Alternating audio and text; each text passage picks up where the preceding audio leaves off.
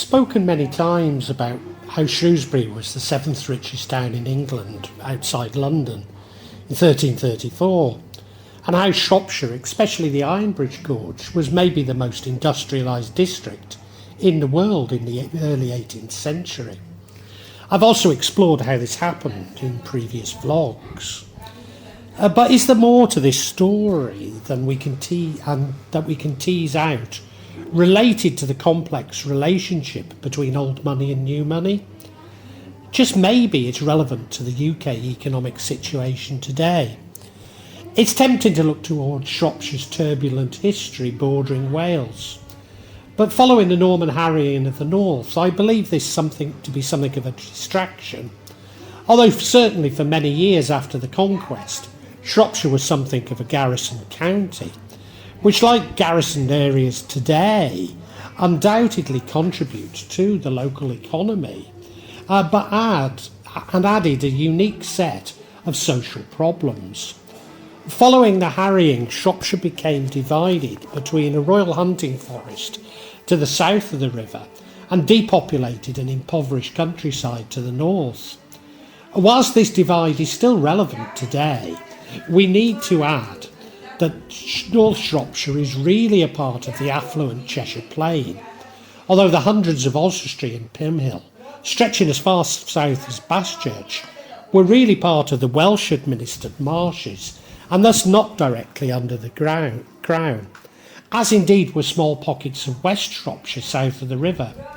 South of the river, lacking large tracts of open land, the enclosures were met with little resistance, creating the conditions for more commercialised farming, especially sheep, and profitable estates.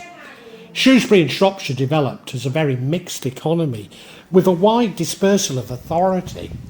It's this dispersal which seems to be critical in understanding Shropshire's economic history, avoiding the excess of other counties. It's often said that Manchester is both the world's first industrial city and the first deindustrialised city.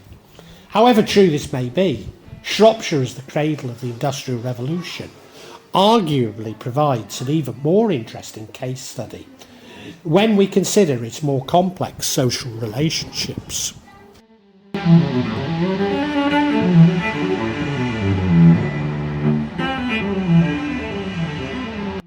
In terms of social relations, both the Norman conquest and the harrying of the north are a paradigm shift.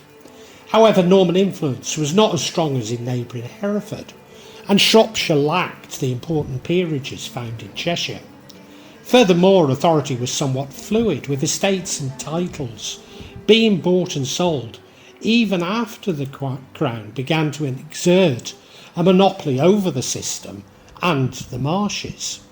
The Corbet family of Morton Corbet Castle are an aristocratic English family of Anglo-Norman extract and were amongst the early Marcher lords holding the barony of Course. The family traced their ancestry to two barons found in the 1086 Domesday Book and probably came from Bouitron, an Essay region near Sais in Normandy. Despite being within the English marshes, Course extended into the Welsh-administered marshes, and thus the Corbets claimed exemption from the Crown. Following the extinction of the senior line, and therefore the loss of the barony, the junior line, based at Morton Corbet Castle, went to become one of the most powerful and richest of the landed gentry in Shropshire. Shropshire landholdings include Acton Reynolds Hall, Acton Bernal Castle, where I would frequently visit as a teenager, Albury Castle, built by Fulk Fitzwarren, Warren in the 13th century and held on the barons of Course, was added protection for Shrewsbury Castle against the threat of the Welsh. Course Castle, also known or recorded in historic documents as Course, Corus, Chouse, Cowes, Carus, Allerton, Oreton and Avatoni.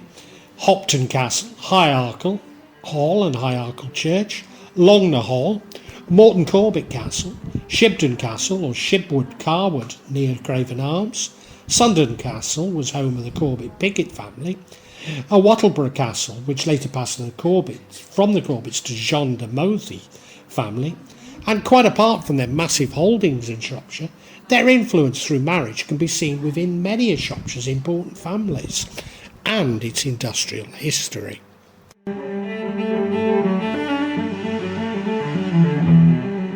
The current Earl of Shrewsbury's seat is at Onefield Hole, Staffordshire, and the non-Shropshire properties of Alton Towers, Alton Castle, Barlow, Woodseats Hall, Grafton Manor, Haythrop Hall and Inglestry Hall.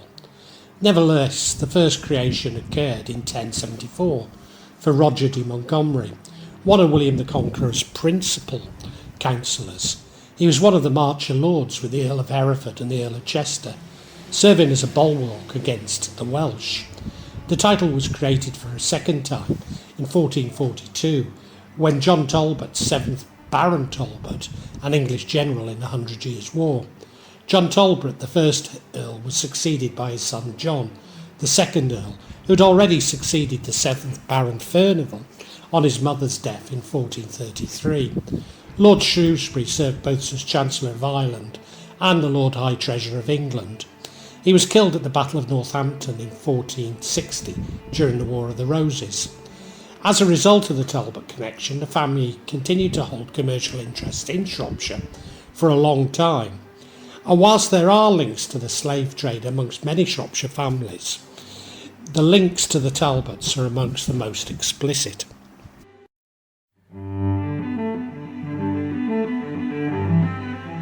The Earl of Bradford of Weston Park, which is in the extreme east of the county, so extreme it's just in Staffordshire. The Earl of Bradford is a title that's been created twice. It was first created in 1694 for Francis Newport, 2nd Baron Newport. However, all the Newport titles became extinct with the death of the 4th Earl in 1762. The Newport family were from High Arkle and related by marriage to the Corbets. They'd settled in Newport as goldsmiths or moneylenders and had married into the de Arkle family, who bought Arkle from Sir Peter de Caverswall in the 1390s. There certainly were wool merchants in Shrewsbury called Newport, whom I suspect are related, but I cannot be certain to what degree they contributed towards the Bradfords' wealth. The earldom was revived in 1815 for Orlando Bridgeman, the 2nd Baron Bradford.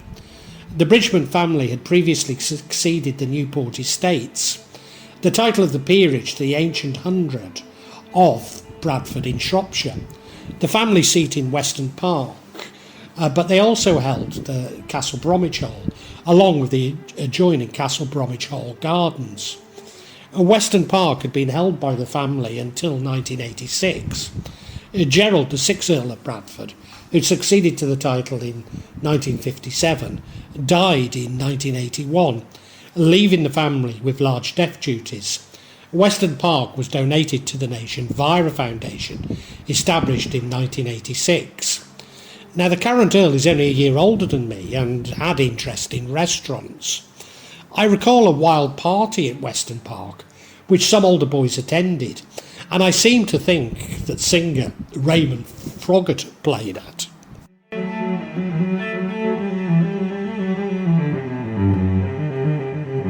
The Earl of Powys, spelt with an I rather than the normal Y of Powys, is a title that had been created 3 times. The first creation came in the Peerage of England in 1674 in favour of William Herbert, the 3rd Baron Powys, a descendant of William Herbert, the 1st Earl of Pembroke, circa 1501 to 1570.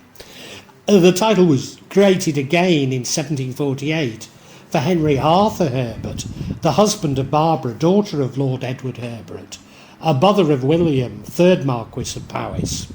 Herbert had already been created Baron Herbert of Cherbury in 1743 and was made Baron Powys and Viscount Ludlow at the same time he was given the earldom. His son, the 2nd Earl, was also Lord Lieutenant of Montgomeryshire and Shropshire.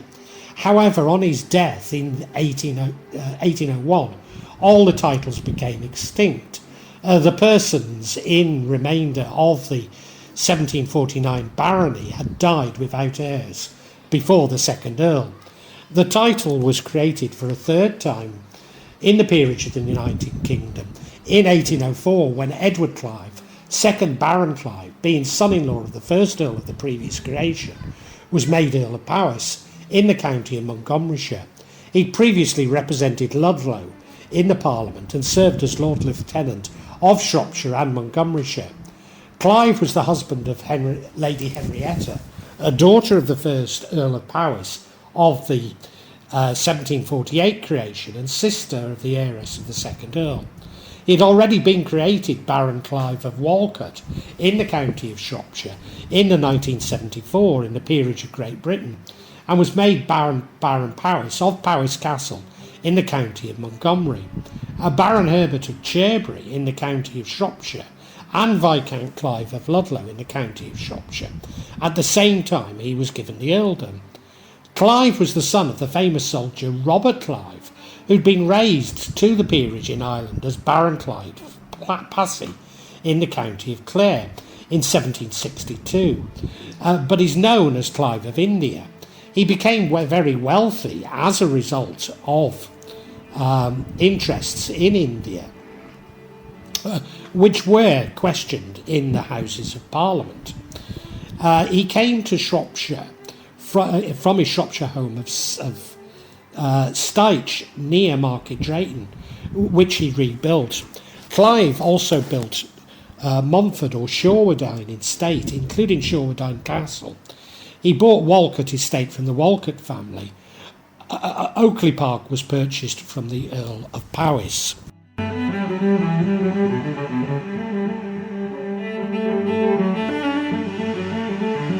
Like how the Earls of Shrewsbury and Bradford are no longer really associated with the county, there's a number of other aristocrats whom had some connection to the county. The FitzAlans, whose territories of Clun and Oswestry were part of the Marsh, which meant that they were exempt from royal jurisdiction. The FitzAlans, later Howard, the Earls of Arundel, sold off their Shropshire properties, apart from the lordship of Oswestry, in the second half of the 16th century to satisfy debts. The Earl of Onslow was created in 1801 for George Onslow, 4th Baron Onslow. Despite Onslow being in Shropshire, the Onslow family descends from Arthur Onslow, who represents Bamber, Sussex, and Guildford in the House of Commons. The Earl of Plymouth's family seats was Helwell Grange, Worcestershire. Later residences are Oakley Park, Broomfield near Ludlow, and a house in London W8. The Earl of Lindsay of Layhill House, Fife, who owned Combermere Abbey, Shropshire. I might add that a rather eccentric great-aunt of mine insisted that my Liverpool family were of noble birth. When visiting Ludlow, she claimed to have found mentioned of a former mayor of Ludlow, who she seemed to think was part of that family. But I know more, and certainly my father never corroborated this, nor inherited any family wealth.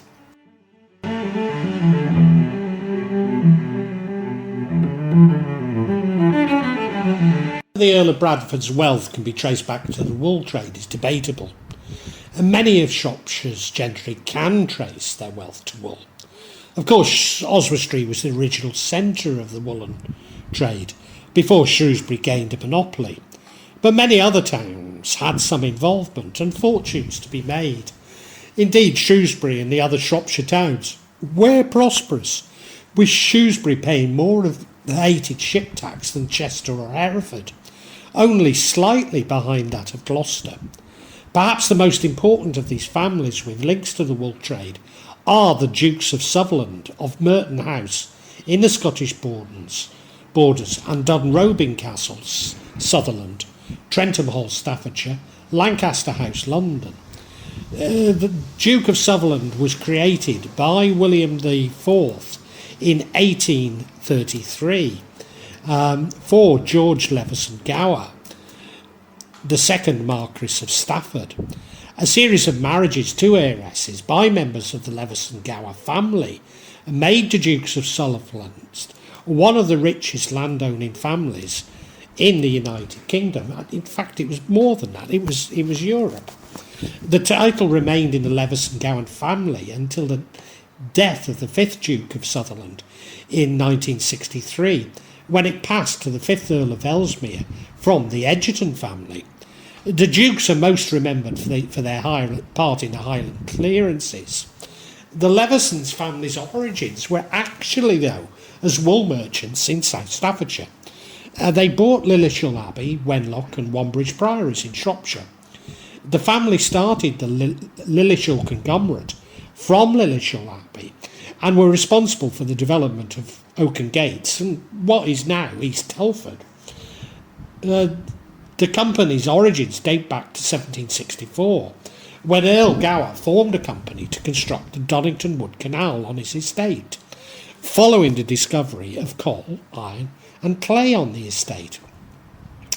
In 1802, the Lishell Company was founded by the Marquis of Stafford in partnership with 4 local capitalists, John Bishton the Elder and the Marquis's land agent, James Burge, John Onions and William Phillips, whom were already lessees of the Donington Wood Ironworks and Ironstone mines, and thus brought the parish's iron-making resources into direct combination with the former company's coal and limestone enterprises.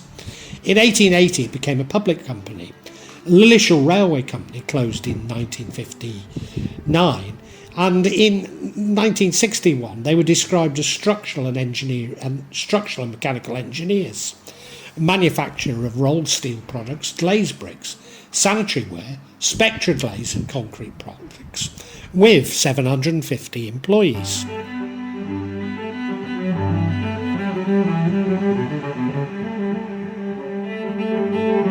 Lawrence of Ludlow built Stokesay Castle in its present form in the late 13th century on the earlier castle, some of which still survives, founded by its original owners, the de Lacy family, who passed it to their de Vernon heirs, who retained feudal overlordship of Stokesay until at least 1317. Lawrence of Ludlow was one of the leading wool merchants in Shrewsbury and a moneylender. He intended the castle to form a secure private house and generate income as a commercial estate. There were other families such as the Ottleys, the Myttons, the Mackworths, who had used the profits of the wool trade to buy extensive landholdings and erect large county houses. The Mackworths were minor gentry family who settled just to the south of Shrewsbury, but with other property in the county. Their name comes from Mackworth, a village in Derbyshire, where Mackworth Castle was at the time the home of the Mackworth baronets, although they later relocated to Rutland. Richard's great-great-grandfather, Thomas Mackworth, founded the Shropshire branch, acquiring Meal Brace just to the south of Shrewsbury, through marriage to a cousin of Lord Zouche. One of his younger sons, John Mackworth, made his way up through commerce and politics of Shrewsbury, before buying Betton at Betton Strange in 1544. Like so many ancestors of Shrewsbury Drapers, Humphrey Mackworth became an important lawyer and politician who was rewarded for his support of the Parliament during the Civil War. Draper Thomas Lewis, Arthur Mackworth, John Proud the Younger, and Daniel Cheshire all purchased estates in New England. Indeed, Shropshire was one of the major contributors to the Dominion of New England, partly due to the nonconformity of its merchants and their subsequent demise for supporting Parliament during the Civil War. The Moore family were Shropshire gentry and may have had a title from Darby in Northamptonshire, but certainly made money from the wool trade. They lived at Larden Hall, and Samuel Moore placed his believed illegitimate children on the Mayflower. He then built Linley Hall and had many commercial interests, including in Georgia. Pitchford Hall was bought by Francis Ottley. The Ottleys were originally wool merchants. Maybe the most famous was Sir Francis Ottley, 1600 or 1601 to to the 11th of September 1649, an English royalist, politician and soldier who played an important part in the Civil War in Shropshire. He was military governor of Shrewsbury during the early years of the war and later served as the royalist high sheriff of the county and helped negotiate the surrender of Bridge North. The family were allowed to retain Pitchford Hall in return for their retreat from public life following the Civil War. At the end of the 15th century, the Myttons bought Halston Manor near Oswestry and the lordship of Mouthwy in Merioneth. Branches of the family acquired small estates in several parts of the marshes. The family became respected magistrates and MPs until that is maybe their most eccentric and famous member, a Mad Jack Mytton MP, who squandered the family fortune, and I've already made a vlog about. William Spurstowe MP had been apprenticed by his shearman father to a Shrewsbury draper and had spent part of his training in London, where he settled and did business, making a substantial fortune. He became a member of the Worshipful Company of Mercers and director of the East India Company and the Massachusetts Bay Company, a strongly Puritan organisation which was opposed to the Crown and Church between 1629 and 1640. William Rowley, after whom both the house and mansion take their name, was a draper brewer admitted as a burgess of Shrewsbury in 1594 and to the Drapers Company in the town in 1597. William Rowley was one of the great wholesalers or common brewers of the early 17th century Shrewsbury. The growth of the trade had been assisted both by the rise of beer brewing using hops, which encouraged economies of scale, and the great increase from the mid-16th century in a number of alehouses. It's believed that when King Charles garrisoned Shrewsbury, Rowley was targeted for his parliamentarian sympathies, and possibly one of his sons escaped to Barbados.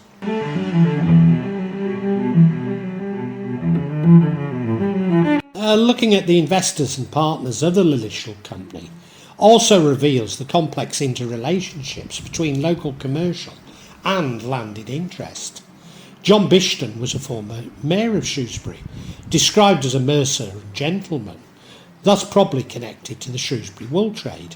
He was partner with William Reynolds of the Madeley Wood Company and Thomas Iton, presumably of the Iton family of Iton Hall, in a bank at Wellington. He also exchanged shares with the Forest of Dean Ironworks, whom the Brooke family were also associated with. The shares in the Lishell Company of James Birch and John Owens eventually signed over to John Bishton. In 1783, Peter Owens, although a common name in Shropshire, he presumably is the grandfather, was awarded a patent for refining pig iron in a reverberatory furnace using coal.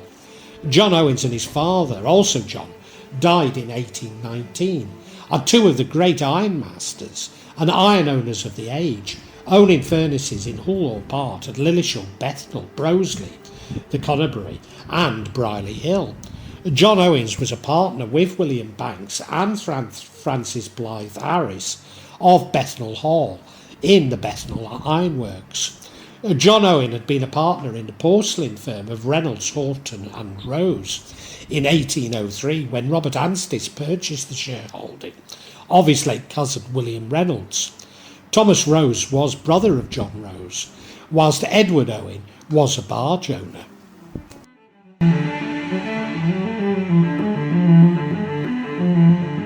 Egerton was ennobled as Baron Ellesmere and Viscount Brackley.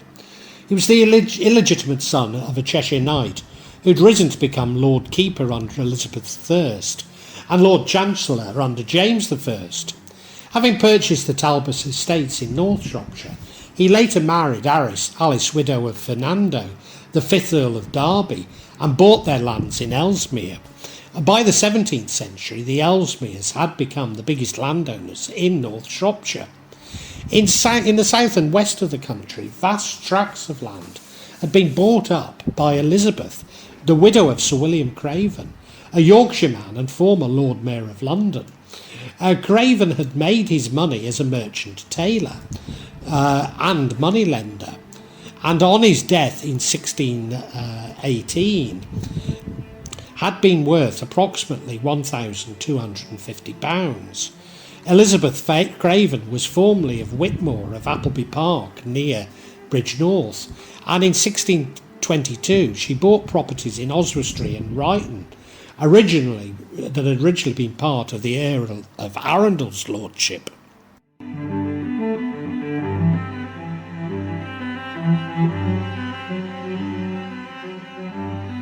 Like Lord Clive, a number of the gentry had made their fortunes outside the county, often overseas, and then invested in estates in Shropshire. In the 16th century, Reginald Corbet, a prominent lawyer from the Corbet family, married Alice Gatewood, one of the heiresses of Sir Rowland Hill, and they established a dynasty based at Ottley. Sir Rowland Hill was born around 1492 at Hawkston, the great-grandson of Humphrey Hill of Buttingsdale. He became a wealthy merchant adventurer in London and may also have traded in wool. He lent money to Henry VIII and was deemed one of those who was contented to forbear to another day, so far as the king's debts were concerned, and had been a Lord Mayor of London in 1549. Locally, he was a JP and appointed to the Council of the Marshes in 1551. Working as an agent, William Coton, he purchased around 17 manors, mainly in the north of the county, between 1538 and 1559. Upon his death without issue, in 1561, he left the reversion of Crudgington and Kinnersley to his niece Mary Greatwood, who married Sir Richard Leveson. His other niece Alice and her husband Sir Reginald Corbet inherited the manors of Stoke-on-Tern in Market Drayton and Childs Arkle. His nephew James Barker was given the manors of Hormond and Walcott. Baron Berwick of Attingham Park was created in 1784 for Noel Hill, who had early represented Shrewsbury and Shropshire in Parliament. He was the son of Thomas Hill, originally Thomas Harwood, son of Thomas Harwood, a draper of Shrewsbury. His paternal grandmother was Margaret, daughter of Rowland Hill, sister of Sir Richard Hill and aunt of Sir Rowland Hill, first baronet and ancestor of the Viscount Hill. Hill's father had assumed the surname Hill in lieu of the patronymic on succeeding to the Hill estates through his mother.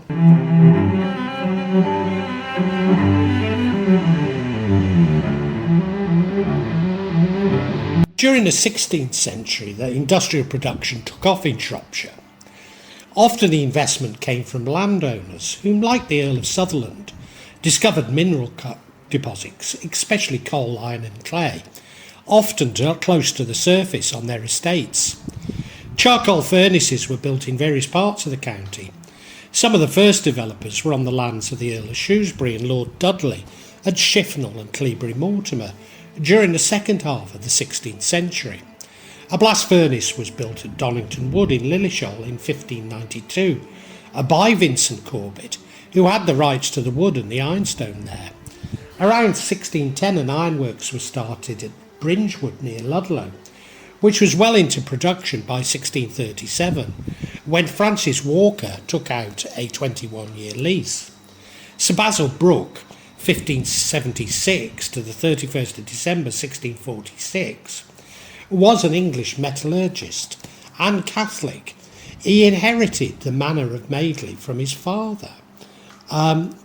This contained iron and steelworks and coal mines. The coal mines had been worked in his father's time, coal being transported on the River Severn to cities and towns from Shrewsbury to Gloucester. By 1638, Sir Basil Brooke had erected his blast furnace on the Madeley estate, having surrendered his letters patent as clerk of the ironworks in the Forest of Dean the previous year. The Brooke estate was originally part of the estates of Wenlock Priory. It was rich in iron ore and coal, and there was evidence of some mining at Brookholes in 1322. A bloomery was established by the Priory in 1536. But after the dissolution, the estate was purchased by John Brooke, who employed colliers on his land from 1579 onwards. About 1615, he obtained an interest in patent for making steel by the cementation process. This led to building steel furnaces at Coalbrookdale, which certainly existed by the 1640s and perhaps from 1615. The patent contained a clause prohibiting the import of steel, but he was unable to meet demand and was required to surrender his patent.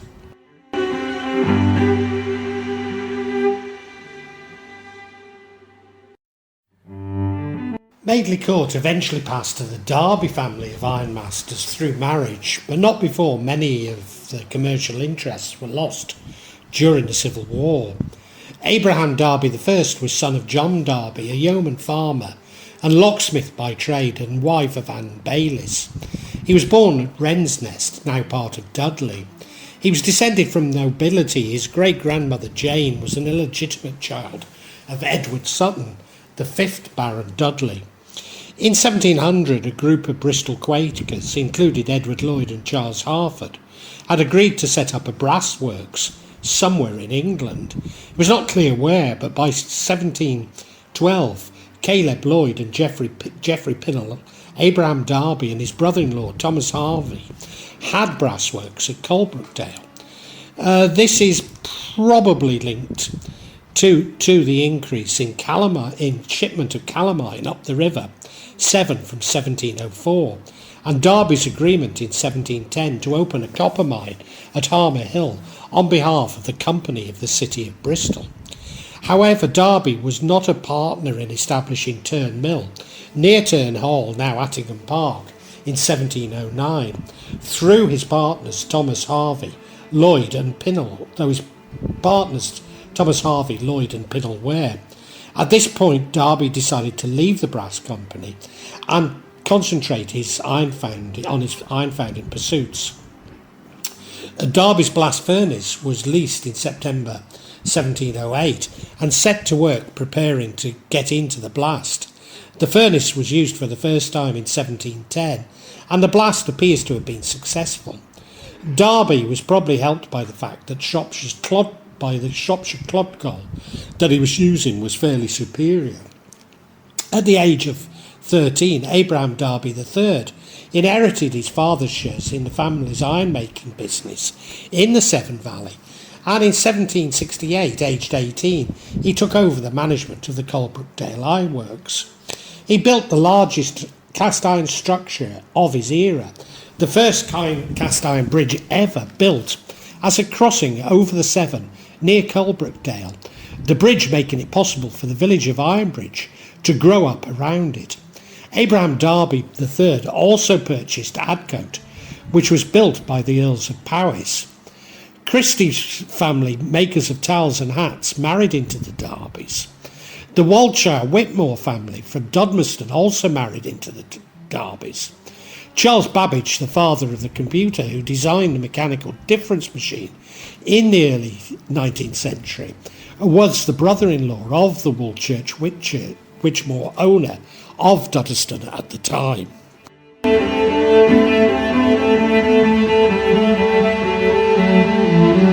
The bridge was funded by the Kynastons, who held a family seat as Lords of the Manor of Kinnerley, maybe even prior to the Norman conquest. They're descended from the Princes of Powys in Wales through Griffith, son of Jowath Goch, Lord of Mochnan, younger son of Meredydd, Prince of Powys, who took refuge in Shropshire. King Henry III of England gave his lands to the county. He married Matilda, the heiress of Ralph Lestrange, by whom he acquired the manor of Kinnerley. Sir Roger Kynaston of Middle and Hordley was a knight of the realm, an English nobleman. Perhaps their most famous member was Sir Humphrey, who died in 1534, also known as Wild Kynaston. He was an English highwayman who operated in the Shropshire area. Son of the High Sheriff of Shropshire, he was convicted of murder in 1491. The Harries of Benthal and Crockton Hall claimed descent from John Harries, who was recorded as a copyholder at Ford in 1463, and whose senior line went on to establish themselves at Boreton and at Tong.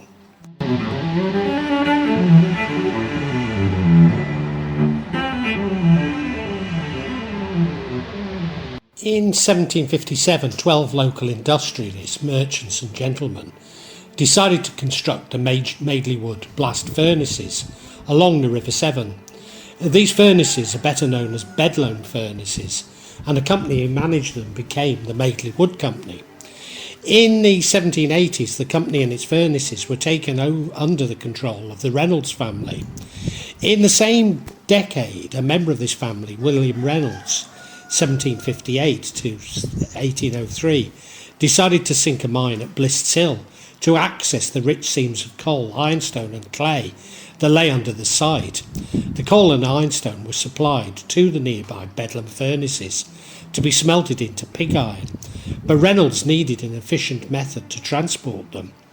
In 1797, William Reynolds took over the management of the Madeley Wood Company, which included the furnaces at Bedlam and its mines at Blist Hill, and was assisted by his nephew William Anstice, 1781 to 1850. They worked together until Reynolds' death in 1803, after which William Anstice took full ownership of the Madeley Wood Company. The company remained in the Anstice family until the 1820s. Richard Reynolds was, like Abraham Darby I, also a Bristol Quaker. He was son of an iron merchant whose family, Danielson Reynolds, were important customers of the Coalbrookdale Company. Reynolds married Abraham Darby II's daughter Hannah, and when Darby II died, Reynolds became custodian of the Coalbrookdale Company until Abraham Darby III was old enough to take over. Williams Reynolds, son of Richard Reynolds and Hannah Darby, was born at Ketley, near Coalbrookdale. He was a pioneer of a multitude of innovations in ironmaking, canal building, engineering and chemical industry. William built the Shropshire Canal, linking the Severn to Donington Wood, and was the first to be built by public subscription, including the Marquis of Stafford, who would seem to have been the main beneficiary, the Earl of Shrewsbury and Lord Berwick. William Anstice was born at or near Bridgewater, Somerset, on the 21st of January 1781, a son of Robert Anstice, a natural historian, and Susanna née Ball Anstice.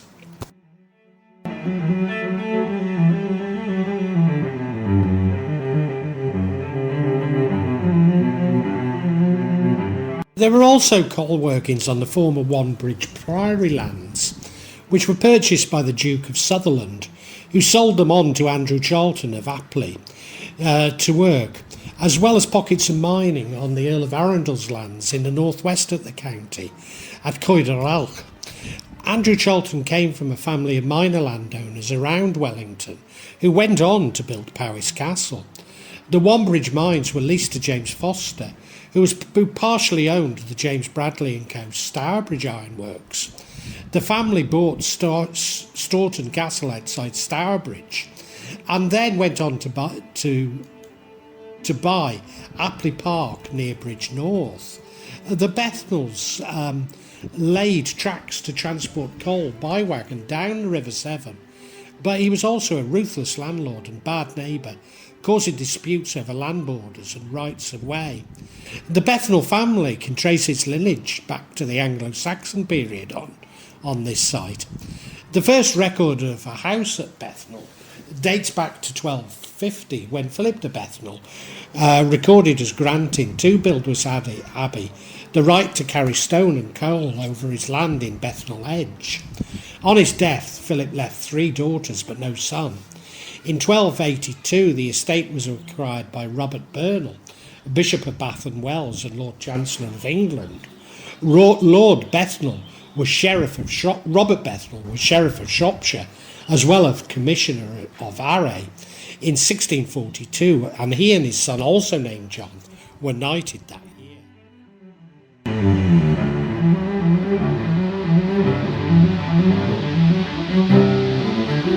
Blount family of Soddington Hall, Mamble, Worcestershire, were wealthy coal owners and iron founders, and acquired estates in neighbouring Shropshire. They were prominent Roman Catholics, and Walter Blount was created a baronet in 1624.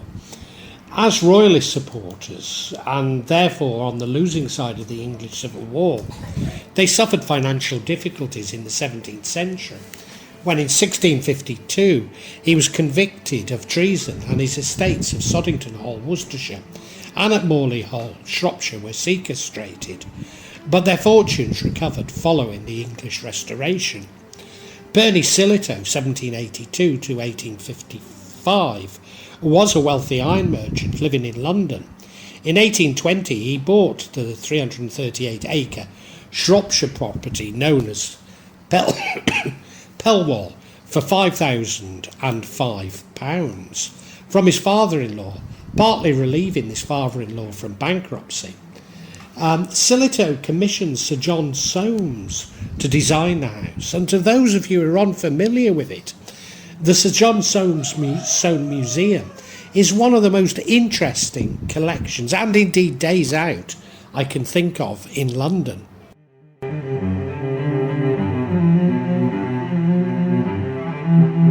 Whilst a student at Cardiff University, I had the privilege of being taught by Peter Anthony. I'd really wished I'd paid more attention to him, as he's very interested in John Ruskin and Thomas Carlyle. Peter was also very keen on English culture and the decline of the industrial spirit, 1850 to 1980, by the American academic Martin Wiener, which apparently Sir Keith Joseph gave to every cabinet minister in the Thatcher government. Wiener's thesis was that the British economy had always been stifled by the ambitions of its industrialists. In particular, that no sooner had the industrialists made their fortunes that they bought landed estates, often with titles, and sent their sons to public schools and Oxbridge to enjoy a more genteel profession. Is Wiener's thesis in evidence in Shropshire? Well, partially. Lawrence of Ludlow and his purchase of Stokesay Castle provide an early and excellent example. Add with Lord Berwick's development of Attingham Estate and the Myttons and the Ottleys.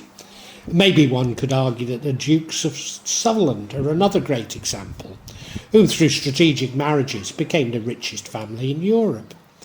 But the Dukes never completely disposed of commercial ambitions, as the Lishell Company shows. Turn it to those who made money from industry rather than commerce. Cases might be made for James Foster, Abraham Darby, John Bishton.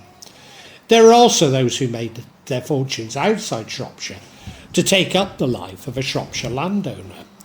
Lord Clive is probably the best example, albeit that his family were Irish nobles, Rowland Hill and to an extent Percy Sillitoe others. But for every example which proves the thesis, there are many others who do not. Many of the Shrewsbury Drapers were nonconformists and as a result parliamentarians. Although they were much less radical than the Puritans in other parts of the UK, due to the pluralism of Shropshire. The Restoration decimated their trade and a good number took refuge in New England. But what really sinks the thesis for me, at least in Shropshire, are the large number of gentry investing in industry and indeed engaged in manufacture. Perhaps the best example of this are the Brookes, but many landowners engage in extracting minerals on their properties, often moving into full-scale coal mining. Was Shropshire unique? Well, certainly industrialisation began much earlier in Shropshire than anywhere else. As a consequence of the Civil War disrupted industry more than in any other parts of the UK. The Brookes, for example, lost their business as a result of the war. What was somewhat unique about Shropshire was that its early industrialisation and its plural, even liberal social relations and politics. The Civil War is often seen as unfinished bourgeois revolution, but Shropshire had already evolved from feudalism following the Black Death. Even the county's largest noble family, the Corbets, had begun to engage in industry, and many of the other families were either from outside or had made their fortunes outside the county, such as Lord Clive and Sir Rowland Hill, thus providing a fascinating framework from which to understand Britain's economic trajectory. But then it is tempting to see Shropshire as unique, as we all like to see where we were born or have studied as being unique.